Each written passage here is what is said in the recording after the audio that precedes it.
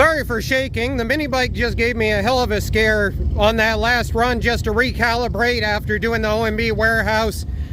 I ended up having the carburetor come partly off. It leaned out, and then while I was in the box doing a burnout, it decided to lean out again, lock up the clutch. I caught it, managed to break it, and realized I didn't even turn the gas on, so it leaned out in the carburetor. Got very lucky it didn't do it on the top end of the track, but that's why we have the kill tether. We can easily rip off at any point and slam the red button. But now that we've had our fun and scared ourselves, let's up the engine. We got the 252 build that was in one of the other videos. I'll post a link for that down below. This thing has been dead nuts, totally consistent all day at the 8th mile. We have been doing right on 55, 56 miles per hour and rate on about 12 to 1.5-ish.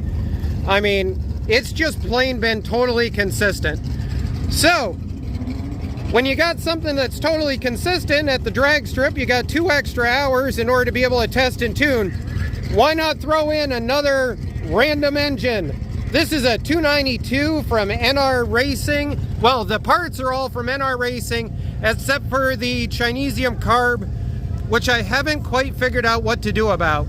So we're gonna slap it on. We're gonna try and make a couple of runs, and then we're gonna calibrate from there. This is our friend Nate over here, who usually drives a Kawasaki that does hundreds of miles per hour, enjoying mini bike life.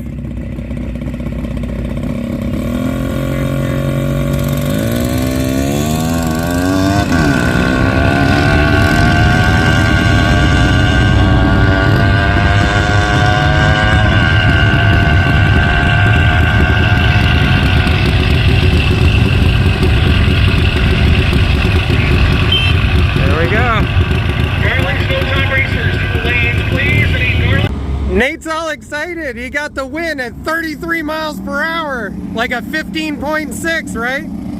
Yeah. What do you got going on in there? It's just a regular stock Predator, or? Just a rattlesnake cam and no governor. Guess who else likes the rattlesnake? Seriously, if you're running stock rod, stock piston, stuff like that, that rattlesnake's got the kick. That's just what you need.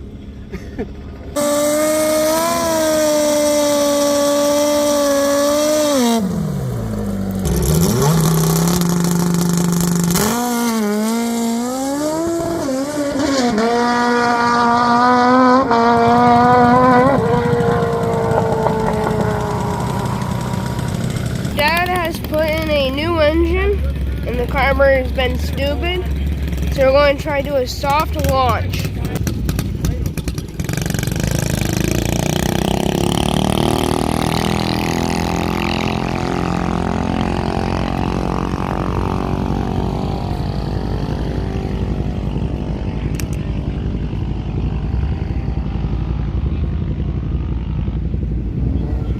This thing was really happy once we got in the top end. You can really feel it kick in, and it made up for itself. But sub 3,000, it is just not happy. I almost am at the point, I think, that unless we can do a stage 1 on the Juggernaut, we might be stuck for today, but we're gonna try to tune it some more anyway. My friend Nate, who's been racing for years, said that he thinks that my idle jet is probably on the rich side. So that means I need to unscrew my idle jet in order to lean it out a little bit. We're gonna try that. But just to get a standing here, our fastest time on the 252 build was 56. We set 54 at 12.4. We just set a new setting with the 292 at 51 by 12.6. The top end is what we were curious about. Also, I have the wrong piston in this. I should have ordered a 570, and I have a 550 in this. And so it's not the compression it really ought to be.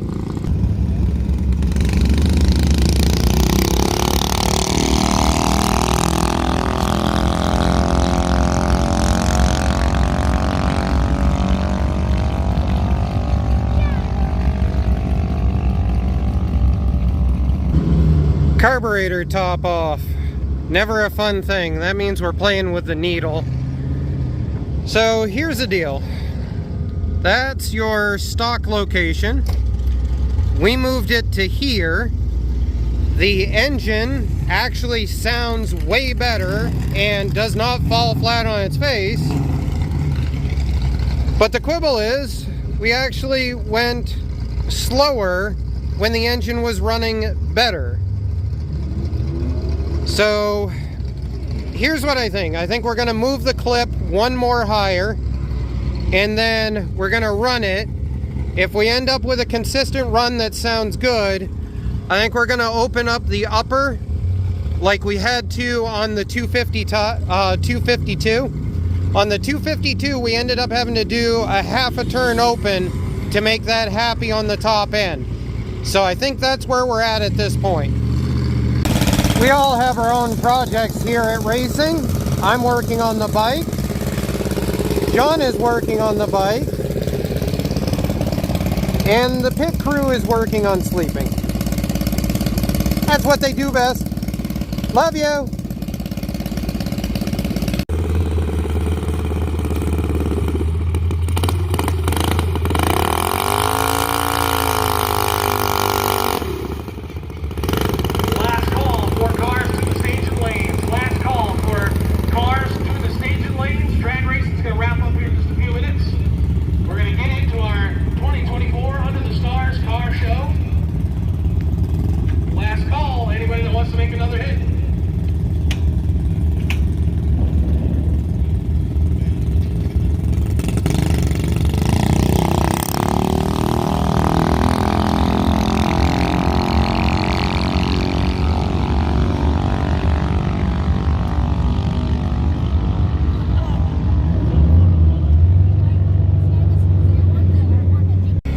The nice thing about a bicycle is it does not have oil that you can blow out the side of the entire engine.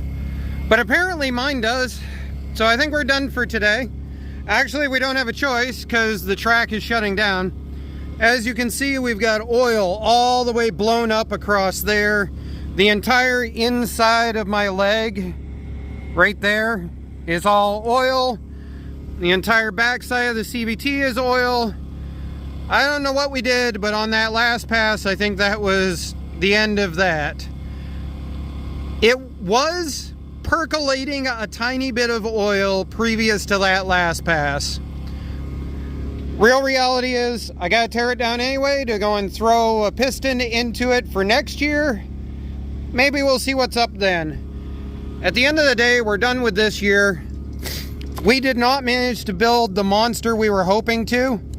49, 49, 12, 8, 50 by, I think that's a 14.2, 12.2.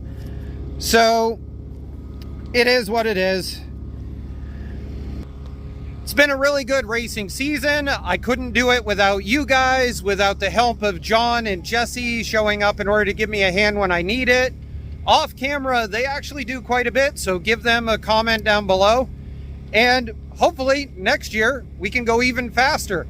We didn't break 60. That was really the goal of this year, was to fat tire bike into 60. A lot of people do small tire. We wanted to go fat tire 60. Anyways, everybody have fun. I hope you have a safe winter, and we'll be back at Winterport Drag Strip next year.